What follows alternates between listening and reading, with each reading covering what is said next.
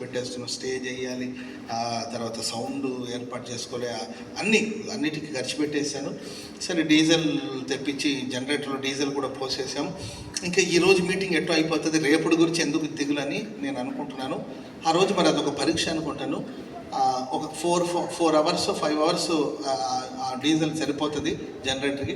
అదేమైందో తెలియదండి, సడన్గా జనరేటర్లో ఉన్న డీజిల్ అంతా ఆగిపోయి మీటింగు ఒక 2 అవర్స్ జరుగుంటుంది, 2.5 అవర్స్ జరుగుంటుందండి ప్రేయర్.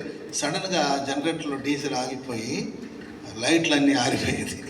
సభ జరుగుతూ ఉంది, సడన్గా లైట్లన్నీ ఆగిపోయి గ్రౌండ్ అంతా చీకటి పడిపోయింది. అప్పుడు ఏసన్ గారు స్టేజ్ మీద వాక్యం చెప్తున్నారు. అన్నంటే మాకు బాగా భయం, ఆత్మీయ భయం. ఏసన్ గారు అంటే నాకు కాళ్ళు చేతులు వణుకొచ్చేసింది. సరే అప్పుడప్పుడు డీజిల్ తెచ్చిపోసి జనరేటర్ స్టార్ట్ చేద్దామంటే నా చేతులు నిజం చెప్తున్న చిల్లి గవ్వలేదండి, ఒక చిల్లి గవ్వలేదు.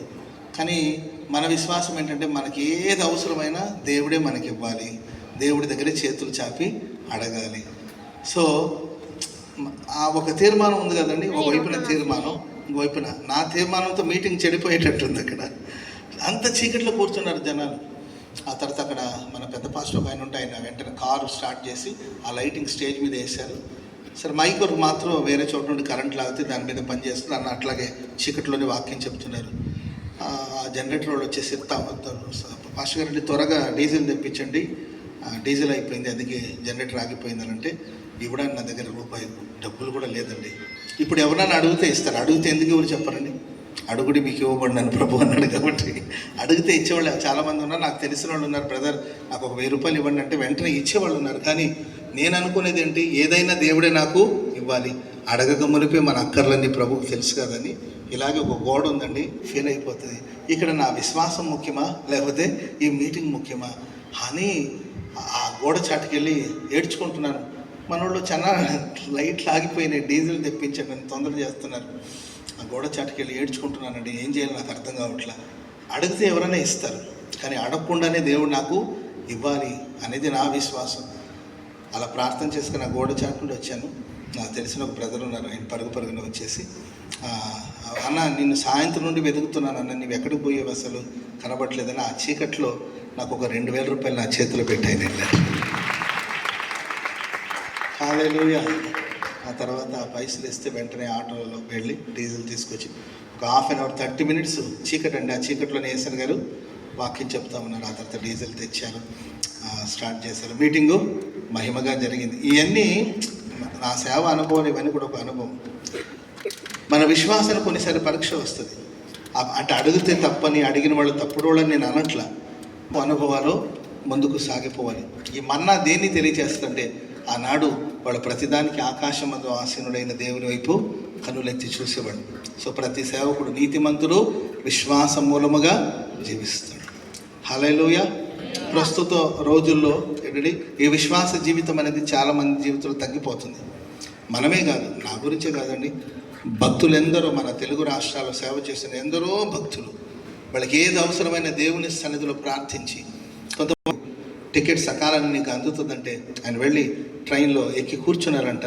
ట్రైన్ ఇంకా మూవ్ అవుతుందండి, అప్పుడు ఎవరో పరిగెత్తుకుంటూ వచ్చి ఆయన ఏ స్టేషన్కి అయితే వెళ్ళాలో, ఏ ఊరికైతే వెళ్ళాలో దానికి సంబంధించిన టికెట్ తీసుకొచ్చి ప్రార్థన చేస్తుంటే, ప్రభు ఈ టికెట్ మీకు అందించమన్నారని చెప్పి ఇచ్చి వెళ్ళారంటే. స్తోత్రం చెప్పడం కంటే మన తెలుగు రాష్ట్రాల్లోనే అంతటి మహోన్నతమైన సేవ చేసిన సేవకులు ఎందరో ఉన్నారు. కనుక ఈ అంత్య దినాలు విశ్వాసం లోపించడం, విశ్వాస విషయంలో ఎక్కడి అనేకులు భ్రష్టులైపోవడం, విశ్వాస విషయంలో బలహీనులైపోవడం, ఇవన్నీ చూస్తున్నాం. మందసాన్ని మోయాలంటే దేవుని మీద అపారమైన అపరిమితమైన విశ్వాసాన్ని పెట్టుకుని మనం ముందుకు సాగాలి. రెండవదిగా చిగురించిన అహరోను కర్ర దేనికి సూచనగా ఉందంటే దేవుని ఏర్పాటును తెలియజేస్తుంది. 12 కర్రలు తీసుకొచ్చి దేవుని ఏర్పాటులో ఉండాలి మన సేవ. ఆమె చెప్పడం గట్టిగా మనల్ని మనం పరీక్షించుకొని, నిజంగా నేను దేవుని చేత ఏర్పరచబడిన వాడైనా, దేవుని ఏర్పాటులో నేను ఉన్నానా, దేవుని ఏర్పాటులో మనం ఉండగలిగితే, దేవుని చేత ఏర్పరచబడిన వారమే అయితే మన జీవితాలు చూడండి. ఆ కర్రను మట్టిలో ఏం పాతలేదు, దానికి నీరేం పోయలేదు, అది ఎండిపోయిన కర్ర, అది చిగురించగలిగింది, పుష్పించగలిగింది, బాదాము పండ్లగలదిగా మార్చబడింది. మనం ఏర్పరచబడిన సేవ, ఏర్పరచబడిన దైవ సేవకులుగా మనం ముందుకు సాగాలనేది అది మనకు తెలియజేస్తుంది. మూడవదిగా ఆజ్ఞలు కలిగిన రాతి పలకలు. Praise the Lord. చెప్పండి గట్టిగా హల్లెలూయా. మోషే ఆ పలకలు పగలగొట్టేశాడు. కొన్నిసార్లు సేవకులకు వచ్చే కోపం అర్థమైందండి, విపరీతమైన కోపం కొంతమంది సేవకులకి. కోపం, ఆ కోపంలో మోషే గారు ఏం చేశారంటే ప్రజల మీద ఉన్న కోపాన్ని రాతి పలకల మీద చూపిస్తే ఆ 2 రాతి పలకలు పగిలిపోయాయి, పగలగొట్టేశాడు. దేవుడు మరలా ఆయన మరలా దేవుని సన్నిధికి వెళ్ళినప్పుడు మరలా అదే 10 ఆజ్ఞలు కలిగిన రాతి పలకలు దేవుడు ఇచ్చాడు. Praise the Lord. తగ్గించలేదు. అంటే ఇది దేనికి సాదృశ్యం అంటే, ఇప్పుడు మన క్యాలిక్యులేషన్లో 100 - 1 ఎంతండి? 100లో -1 ఎంత? 99. ఇది మన అందరికి తెలిసిన లెక్క. కానీ దేవుని లెక్కలో 100 - 1 0 అనమాట. అర్థమైందండి? 10 ఆజ్ఞల్లో ఒకటే కదా పోతే పోయింది అనుకుంటే కుదరదు. 10లో 1 నీ ఫెయిల్ అయినా నువ్వు ఫెయిలే అవుతావు. లోకంలో ఒకటే కదా, 100లో 1 మైనస్ చేస్తే 99 అనుకుంటాం. కానీ దేవుని లెక్క ప్రకారం 100లో 1 మైనస్ అయినా అది 0 కిందకే వస్తుంది. అంటే దాని అర్థం ఏంటంటే ప్రభు మనకి ఇచ్చిన ఆజ్ఞలన్నిటిని కూడా మనం అనుసరించి జీవించాలి. ప్రతి సేవకుడు కొన్ని విషయాల్లో మనం బాగున్నాం, కొన్ని విషయాలు మనం సక్సెస్ అవ్వలేదని, మనం సేవా విషయంలో దేవుని ఆజ్ఞల విషయంలో 100% మనం న్యాయం చేయాలి. ఆమెను చెప్పండి గట్టిగా. 30-60 కాదండి, ఒక దైవ సేవకుడు 100% దేవుని కోసం ఫలభరితమైన జీవితాన్ని జీవించాలి.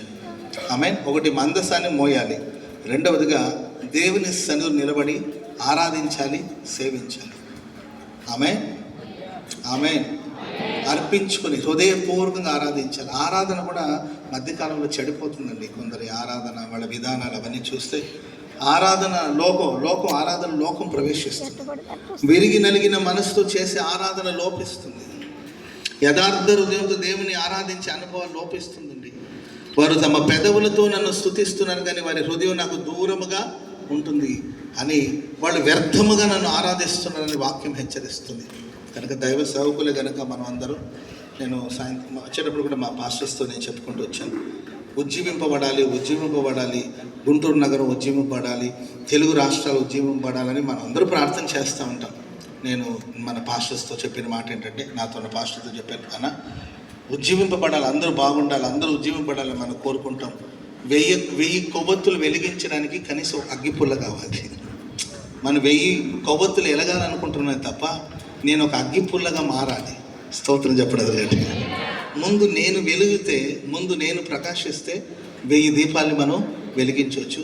కానీ అగ్గిపుల్లగా మారడానికి మనం ఇష్టపడలేదు. కానీ 1000 దీపాలు వెలిగించాలి, కోట్ల దీపాలు వెలిగించాలి, గుంటూరుని గడగడలాడించాలి, భూమిని తలక్రిందులుగా చేయాలి అని మనం ఎన్నో అనుకుంటాం.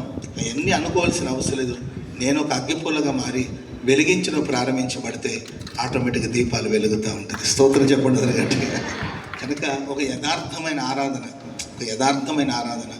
ఒక మాదిరితో కూడిన ఆరాధన, వాక్యానుసారమైన ఆరాధన, ఆత్మను కుమ్మరించి చేసే ఆరాధన, ఆత్మతో సత్యముతో ఆరాధించే ఆరాధన ఒక సేవకుడు చేయగలిగితే, ఒక సేవకుడిని బట్టే సంఘం ఉంటుంది. తల్లిని బట్టి బిడ్డలు అంటారు కదండి, అదేవిధంగా సేవకుడు సంఘానికి తల్లి కనుక ఆ సేవకుని బట్టి ఆ సంఘం మార్చబడుతుంది. మనం ఒక శ్రేష్టమైన, పవిత్రమైన, ప్రార్థనాపూర్వకమైన, విరిగి నలిగిన ఆరాధన మనం చేయగలిగితే ఆరాధన ద్వారా ఆ సంఘం అంతా ఆశీర్వదించబడతారు. ఆమెను చెప్పడం గట్టిగా హల్లెలూయా. పౌలు శీలా గురించి ఒక ట్రాన్స్లేషన్ ఇలా ఉందండి, వాళ్ళని బొండకేసి బిగించి వాళ్ళని కొట్టారు అని మనం బైబిల్లో చూస్తాము. కొన్ని ట్రాన్స్లేషన్లో ఇలా ఉంది, వాళ్ళని తలక్రిందులుగా వేలాడదీశారంట. వాళ్ళని తలక్రిందులుగా వేలాడదీసి హింసిస్తే వాళ్ళు తలక్రిందులుగా ఉండి ఆరాధన చేశారంట ప్రభుకి. స్తోత్రం చెప్పండి గట్టిగా హల్లెలూయా. ఇప్పుడున్న సేవకులు, ఇవే నన్ను కూడా కలుపుకొని చెప్తున్నాం, మనం ఎంత సెన్సిటివ్ అయిపోయామంటే, మనల్ని ఎవరైనా ఒక చిన్న మాట అంటే మనం తట్టుకోలేకపోతున్నాం. మనల్ని ఎవరైనా యూట్యూబ్లో కానీ లేకపోతే ఫేస్బుక్లో కానీ దాంట్లో మనల్ని ఎవరైనా ఒక చిన్న కమెంట్ చేశారనుకోండి, మనం తట్టుకోలేక ఆరాధన సంగతి తర్వాత కానీ అజ్ఞాతంలోకి వెళ్ళిపోతున్నాడు. ఆరాధన సంగతి తర్వాత కానీ దైవ సేవకుడు అజ్ఞాతంలోకి వెళ్ళిపోతున్నాడు. ఏమయ్యాడంటే ఎవరో ఏదో కమెంట్ చేశారంట. కమెంట్ చేయకుండా ఎట్టుంటారంటే చేస్తారు. కమెంట్ బాక్స్ ఉండేది ఎందుకు? ఆరాధన అనేది లోపిస్తుంది, తగ్గిపోతుంది. దైవ సేవకులారా, ఆత్మతో సత్యమతో మనం ఆరాధించాలి. అలాంటి వాళ్ళకి దేవుడు తానే ఒక శ్రేష్టమైన స్వాస్థ్యముగా ఉండబోతున్నాడు. ఆమె మూడవదిగా దేవుని నామమును బట్టి అందరినీ మనం దీవించాలి. ఓ దైవ సేవకుని పరిచర్య దీవించే పరిచర్య. లేవీల పరిచర్య అంటే నీ నామాన్ని ఉచ్చరించి